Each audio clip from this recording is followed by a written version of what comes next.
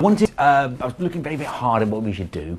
I didn't want it to just be a celebration of 50 years of the past. I wanted it to be a celebration of the past, or rather of the mythology, of the legend of the Doctor, and all that entails. But that can seem like a headstone. That can seem like a retrospective. That's the worst thing you can do. That feels like a state funeral. I don't want it to be a state funeral. I don't want to be presiding over that. I want it to be the first step on the next journey. I want it to be the 50th anniversary that guarantees the 100th. When I thought of this, I thought, what if it was the most important thing that ever happened to the Doctor? We very rarely do that in Doctor Who. Doctor Who is usually about the people he meets, or the companion travels with him.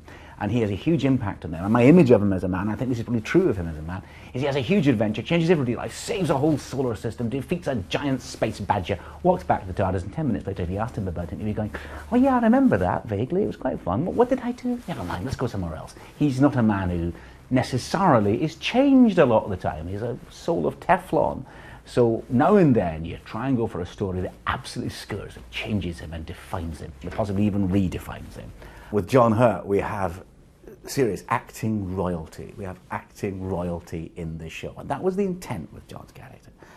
We wanted to say, you know, this is 50 years of Doctor Who. Let's have a visit from our equivalent of royalty, actor royalty. John Hurt, one of the most distinguished film stars of British origin, one of the most distinguished actors this country's produced, has become part of Doctor Who mythology. That's huge and important and a big deal. My first impulse on 3D was, if we're going to do 3D, it's got to be part of the plot. We can't just do 3D like anyone else does it. Oh, it's another dimension. We actually have to make 3D part of the story. If at all possible, we have to try and make 3D even a bit scary.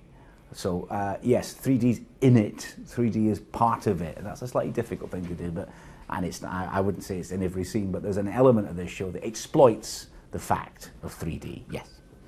Two Doctors on set, especially at this particular moment, when both Matt and David look exactly right. You know, they're not coming back to their role 15 years later. David hasn't changed a bit since he played the Doctor, and he's wearing exactly the right costume. Matt obviously hasn't changed a bit since he played the Doctor, since he still is playing the Doctor. It's eye-twisting at times. These two, you don't quite realise how much these two men have become hardwired into your brain as the Doctor. And there's two of them. They're both there at the same time. You think, wow, look, there's two of them. There was obviously, on everybody's part, including mine, including David's, including Matt's, a slight fear. You know, the power share, you know.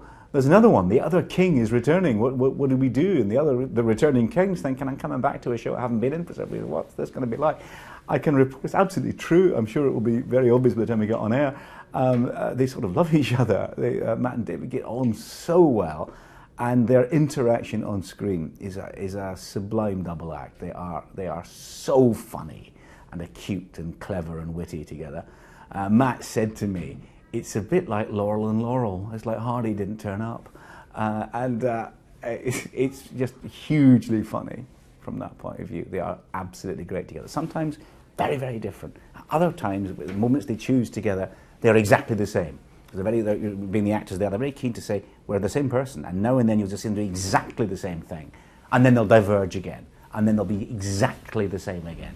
And it's just, I sort of think we should keep them on, both of them on permanently. I may lock the studios at the end of this. I want it to be a show that also, for all its allegiance to the past and all that, that actually a new viewer would say, you know, it's time I started watching Doctor Who. That's what I'd like.